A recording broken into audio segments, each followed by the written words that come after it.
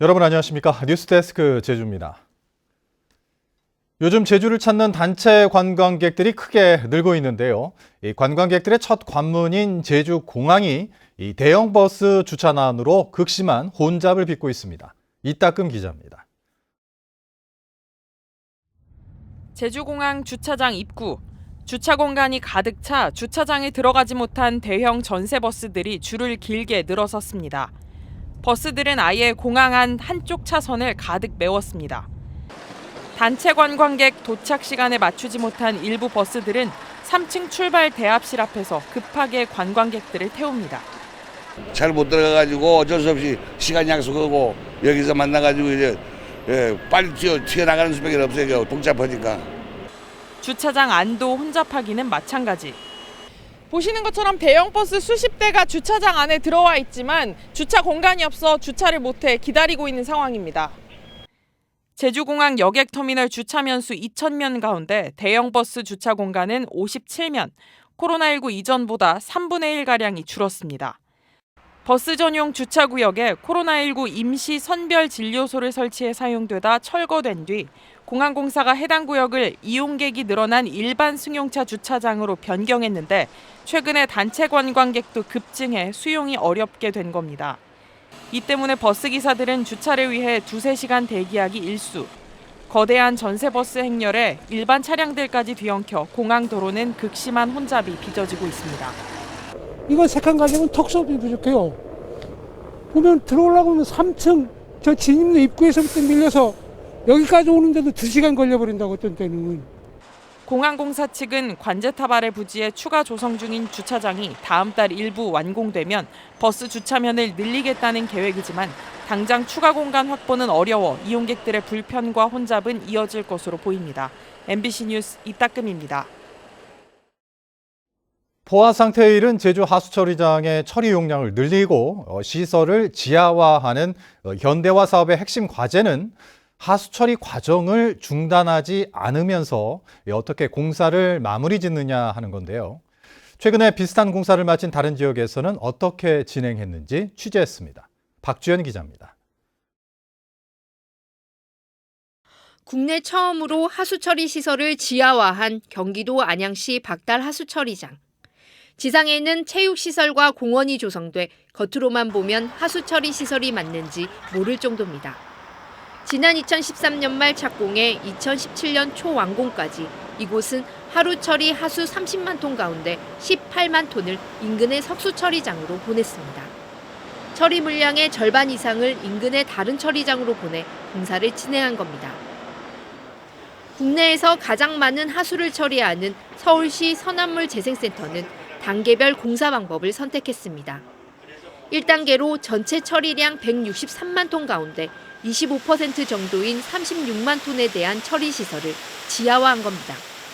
나머지 추가 시설 개선 계획은 아직 검토 중입니다. 공사 기간이 걸리더라도 어차피 하수는 24시간 계속 유입이 되기 때문에 1, 2, 3단계로 나눠서 순차적으로 해줘야지만 이 방류 수지를 확보할 수 있는 거죠.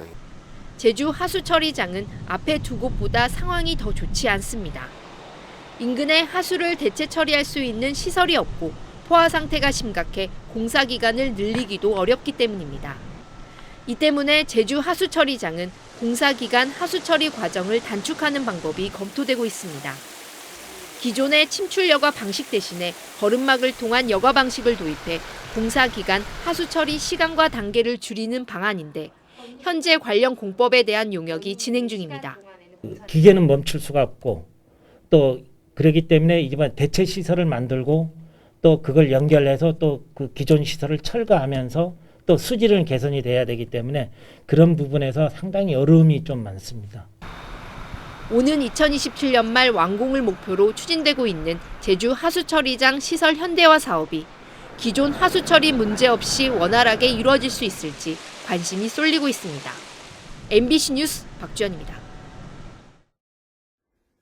달이 지구 그림자에 완전히 가려져 검붉게 보이는 개기월식이 제주에서도 관측되는데요.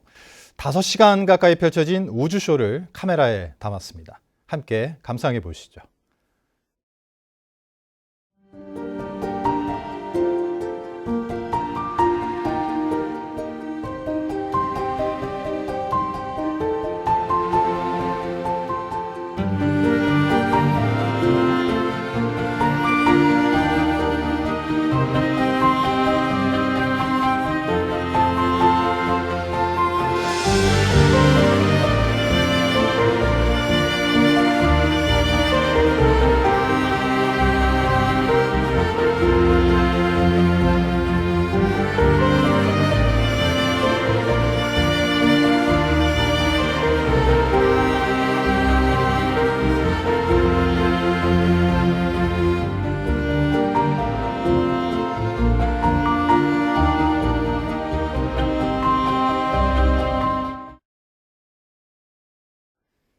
제주 신화월드에 대형마트 입점이 추진되고 있습니다. 제주도에 따르면 신화역사공원 사업 시행자인 JDC는 지난 4월 사업지구에 상가시설을 조성하는 내용의 개발사업 시행 승인 변경을 신청했습니다.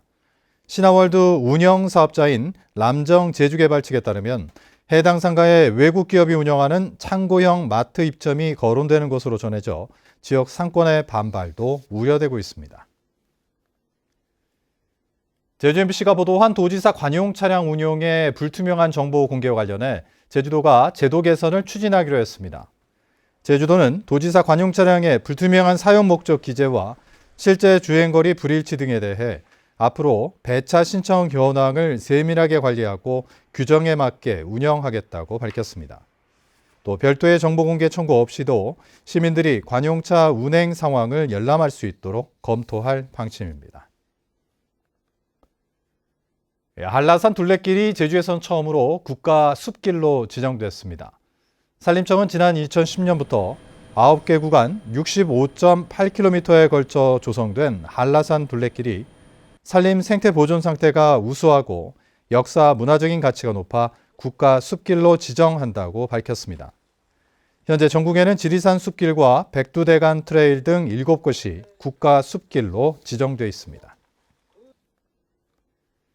제1회 국제농기계 전동화 자율주행 엑스포가 제주도 농업기술원에서 사흘간의 일정으로 개막했습니다.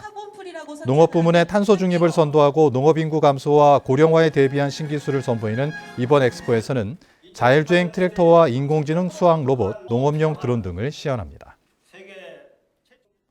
제주 뉴스 마칩니다. 고맙습니다.